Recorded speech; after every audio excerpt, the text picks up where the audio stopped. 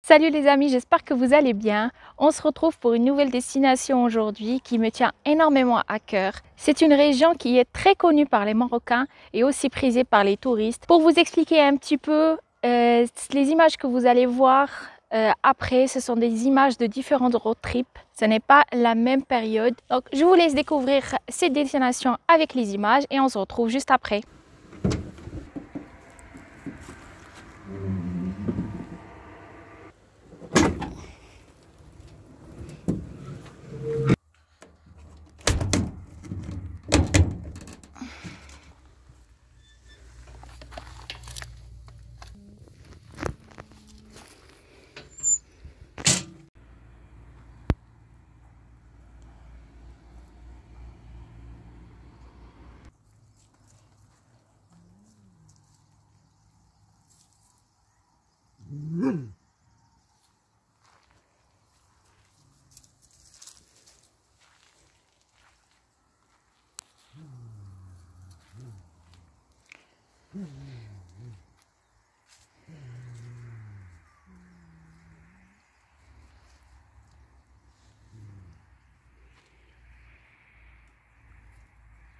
Dans cet épisode, nous allons découvrir la région d'Azrou et les activités importantes qu'on peut y faire.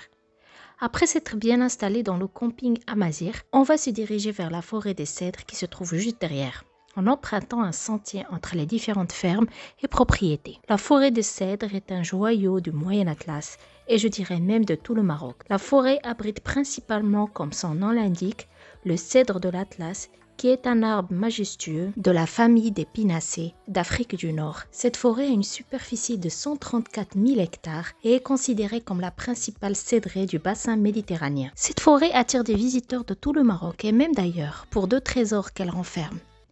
Une population de macaques de Barbarie et le majestueux cèdre gourou. Mais avant d'y arriver, on prend notre temps et on profite de chaque aspect et chaque angle de la forêt pour remplir nos cartes mémoire de clichés divers et variés.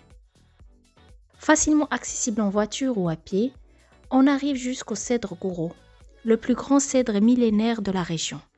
Malheureusement, mort il y a quelques années suite à un fléau de chenilles processionnaires. Et tout autour, il y a des stands de souvenirs et de nourriture. Et bien sûr, les singes de Barbarie rôdent autour pour être nourris par les visiteurs.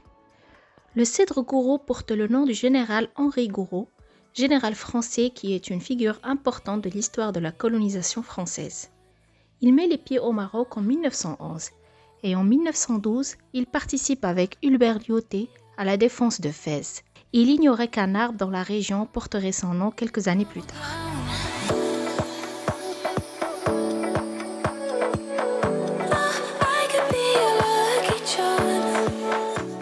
Alors il faut savoir quand on vient à Azrou, on est toujours chez Slimane. C'est un gentil monsieur qui tient une boutique ici, tout près du cèdre, enfin, qui est juste derrière moi. Et je vais vous montrer ça tout de suite. Voilà la boutique de Slimane. Et le voilà qui est en train, il est juste là. Il est juste là, en train de nous préparer un thé. Et c'est ici où on achète nos souvenirs toujours. Et on a, à chaque fois qu'on vient à Azrou, parce que ce n'est pas la première fois qu'on vient, on vient chez lui, on le connaît très bien, sympathisé. Donc à chaque fois on vient, on lui rend visite et maintenant il est en train de nous préparer du thé. Et j'adore cet endroit, j'adore cette boutique, j'adore le cèdre. C'est vraiment magnifique.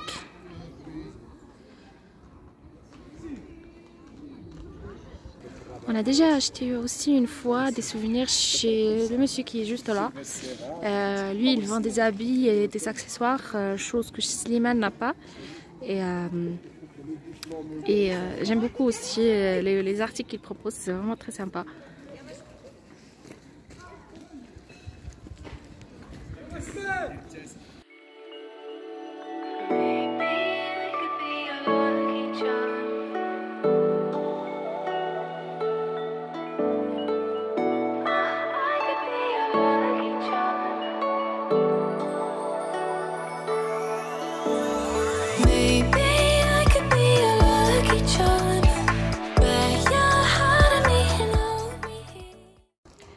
Autre chose à savoir sur Slimane, c'est que sa femme, elle a un stand de tagine.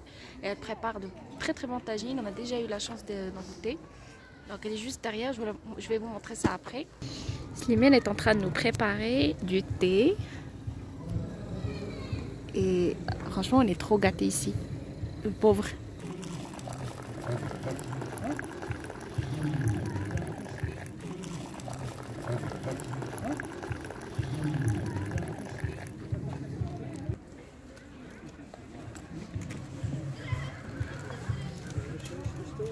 C'est chaud.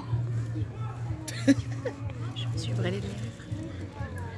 Ce qui attire surtout les touristes ici, ce n'est pas les verres de thé brûlants, mais la population menacée des macaques de Barbarie. Et vu le comportement immoral dont font preuve les gens, je doute qu'ils sont conscients de cela. Le macaque de Barbarie, également appelé mago ou macaque berbère, est un singe catharinien, c'est-à-dire un primate désigné comme étant les singes de l'ancien monde. Il est le seul macaque vivant sur le continent africain à l'état sauvage, principalement au Maroc et en Algérie, ainsi que sur le rocher de Gibraltar. L'espèce figure sur la liste rouge des espèces menacées d'extinction. Elle a complètement disparu en Tunisie et elle est en déclin en Algérie et au Maroc. Il faut quand même faire attention en nourrissant les singes. Ce sont des créatures intelligentes. Ils sont capables de vous piquer vos affaires pour chercher la nourriture, donc il faut les nourrir avec prudence et surtout, il faut les respecter. Il est temps de manger chez la femme de Slimane, à 1 minute ou 2 de sa boutique. On trouve son emplacement avec plusieurs femmes de la région qui ont créé cette activité grâce à l'influence des visiteurs. Cuit au feu de bois, avec des ingrédients frais, on déguste notre tagine et on est content. Car on a besoin d'énergie, il y aura beaucoup de choses encore à découvrir. Voilà, on se dirige vers Ras El Ma. C'est un parc où on peut trouver une source d'eau avec des poissons, je pense. Mais ça monte grave et on est vraiment hyper fatigué. Ouf. Par contre, les paysages sont époustouflants. Franchement, on est gâtés.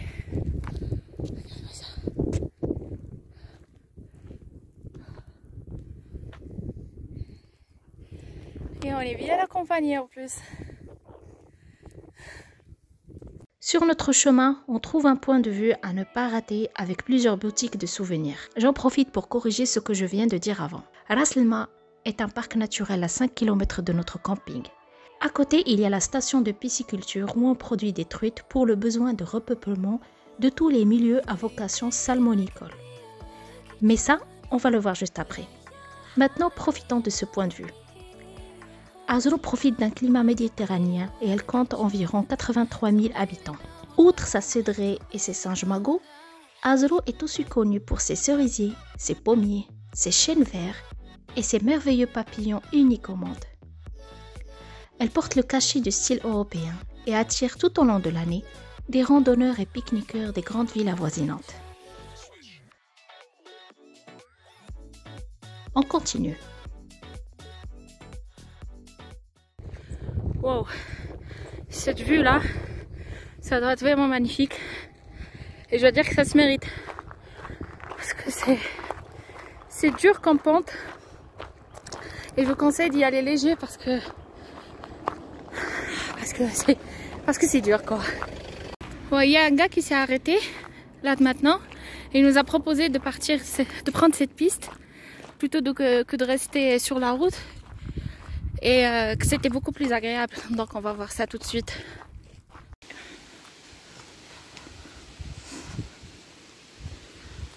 Oh. Ah, un peu d'ombre enfin.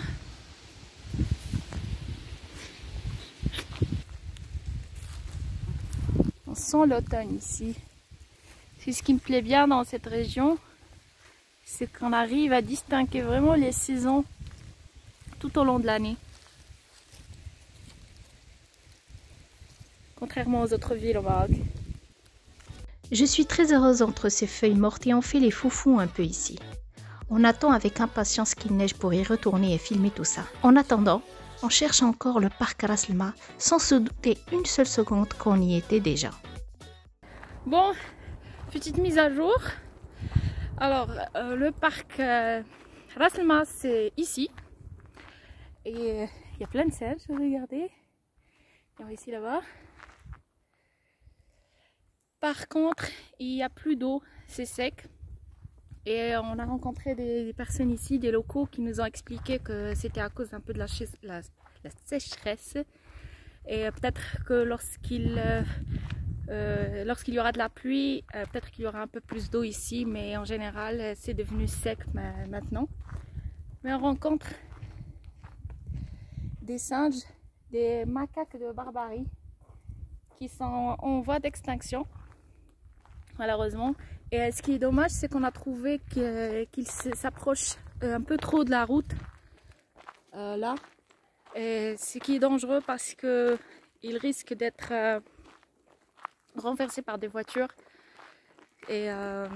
Et aussi, il y a des gens qui s'arrêtent pour leur donner du n'importe quoi pour les attirer, pour prendre des photos avec. Et ça, c'est quelque chose que je déteste. Vous voulez les nourrir, il n'y a pas de souci. Vous voulez prendre des photos, aucun souci. Mais il faut leur donner des trucs qu'ils mangent au quotidien, naturels. Pas du pain, pas des cookies, pas des biscuits. Ça, c'est pas quelque chose qu'on trouve dans la nature.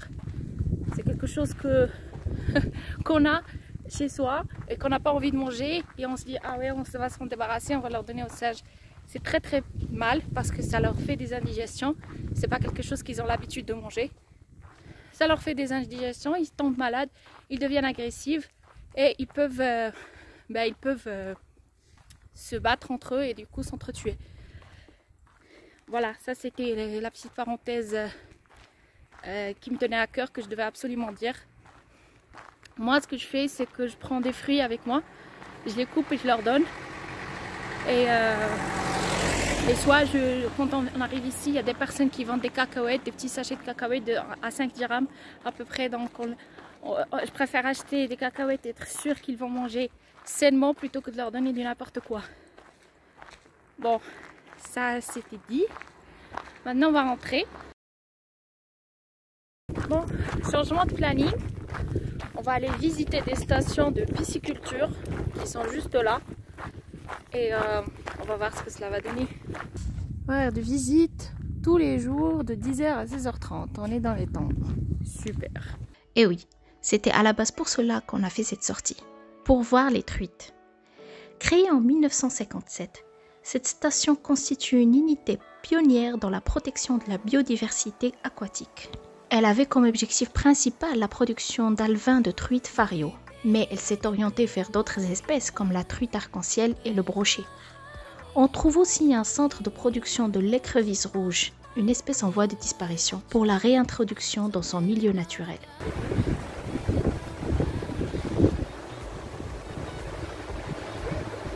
On arrive à la fin de la vidéo. J'espère que la région d'Azrou vous a plu autant qu'elle nous a plu.